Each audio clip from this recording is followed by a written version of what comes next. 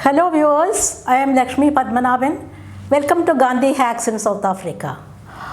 In the last episode, we saw the Boer War, Anglo-Boer War, or the South African War as it is called, which lasted between 1899 to 1902. British victory raised hopes for the Indians that now that Britain had come to power, their fortunes would be bright.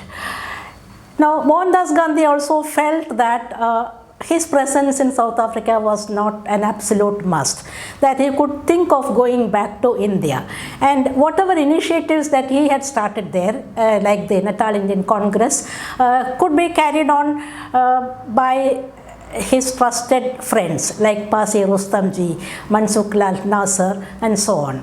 And so he decided to get back to India, and India had many attractions at that time. There were political and personal reasons behind the decision. Politically, as I hinted earlier, there was a big movement underway in India.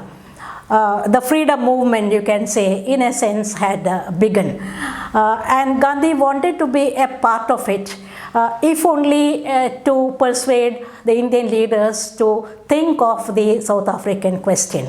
And personally, his son's education must have been uppermost in his mind. If they were brought to India, they could have a kind of education that he himself had enjoyed in his youth. They could study in the institutions which he attended, and they could have a Deshi education, a native education. We don't know whether Kasturba was part of his calculations. Whether she was consulted or not, she must have been the happiest person because of the decision. How much of a fish out of water she must have felt, we can imagine. Uprooted from her familiar ecosystem in Rajkot and earlier in Porbandar, and transplanted onto a very strange place, a totally different continent with a lot of differences from what we had known until that time, and made to live in a beach grove villa amidst the Europeans. The only language that she knew was Gujarati. It must have been terrible for her, and it was not a family of her husband and children. All his office staff stayed with Gandhi, which meant all these strangers ate and drank and slept and pissed and passed stool there under the same roof. And to execute the last mentioned activity, there weren't flush toilets at that time. They had what is known as a chamber pot system. In each room there was a chamber pot, and every morning the residents were to clean the pots and keep it in the same place. The servants were not meant to do this work. So that was the practice, that was the rule in the Gandhi household. Now, at that time, a couple had started living there in the house. They were quite new to the system. So they did not empty the pots, they did not clean the pots. It was left there in the room. So Kasturba saw it. Very reluctantly, she was ready to clean it, because if she did not do it, her husband would do it, and she didn't want that to happen. So, with extreme resentment writ large on her face, Kasturba lifted that pot, and this was seen by the great man. He saw the frown on the face and he didn't like it, and he shouted, I won't stand this nonsense in my house. Keep your house to yourself. Let me go, said Kasturba. This really made Gandhi very, very angry, and he came down and dragged Kasturba to the gate, was about to push her out of the gate when Kasturba rallied all her strength and her power of command and shouted back, have you lost your senses? Where shall I go? My parents are not here. Behave yourself. Have some sense of proportion. Don't let the neighbors see that Barrister Gandhi is treating his wife in this manner. Now this put sense back into Gandhi's head, and he somehow went back. So this was the terrible scene that Gandhiji describes so very, very frankly in his autobiography. The Mahatma wrote in praise and admiration of Ba. Through her limitless powers of endurance, Kasturba always won. Uneducated and devoid of superficial sophistication though she was, she had the power. She could resist Gandhi's very odd and eccentric ideas. She could fight his insistence on such ideas. The 3.5 years of life with him in South Africa made her realize that being the wife of such a man was not a bed of roses. The rift between them was wide open on another occasion also. That was after the two farewells which the Gandhis were given, first by Pasi Rustamji and second by the Natal Indian Congress. The first occasion was very grand. The entire cuisine of the East was there for the feast, and very costly presents were given to the Gandhis. Gandhi was garlanded with a heavy gold chain, gold pendants and so on. The next occasion, the next farewell by the Natal Indian Congress was equally grand, and rich presents were given on that occasion also. Kasturba was given a gold necklace, diamond pins and various other ornaments.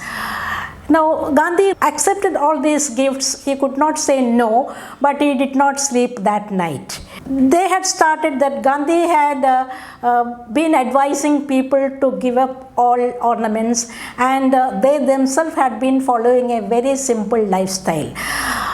In such a circumstance, how could he make use of these very costly ornaments? How could his sons wear all those medals that were given to them? How could Kasturba wear the necklace? These were the thoughts that worried Gandhi. What solution could he find to somehow get rid of these presents? Finally, he wrote a letter making a trust in the name of the entire community, making Pasi Rustamji and a few other friends the trustees of it, which means that he had already taken a decision. But then he wanted to talk to his family about it. As a matter of form only, for formality's sake, he spoke to his sons first. He told them to broach the idea to Kasturba, because he thought that they would be able to present it to her better and she would accept the idea better from them. The boys also felt that their mother would not object to it, because if at all the mother wanted them, she would want them only for their sake. And if they said that they did not want it, there was no reason why she should not insist on having these ornaments. But they were mistaken. So they had underestimated her. Kasturba did not want to part with these ornaments, and she knew the trick was being played by her husband and not the sons. So she told him, "You won't want the ornaments, nor would your sons want them. They would dance to your tune. But what about the girls who would come as their brides, my daughters-in-law? I would like to give them these as presents. Who knows what will happen tomorrow? No question of my parting with the jewels. I shall not give them to you," said Kasturba emphatically. Now Gandhi tried to placate her. He argued in a different tone altogether. Now our boys are still young. It is not time for them to get married. Do we want to push them into child marriage as we were? No, we don't want. So let the time come. Then the boys will know what they should do. Another thing is, we don't want girls who would be running after these ornaments. We won't want ornament crazy girls as our daughters-in-law. But in case you still want to give them gifts and presents, I am there. You can ask me. I shall do the needful. At this, Kasturba was more furious. Asking you, and you will do the needful? I know what you are. Your sons, you have made them, turned them into ascetics. you have taken away my jewels, you have sold them all out. I had a right to keep them. You have deprived me of my rights. And now you are trying to persuade me to give away something that was given to us with great respect and love. I shall not part with them, she said emphatically. And what right do you have to ask me for my necklace?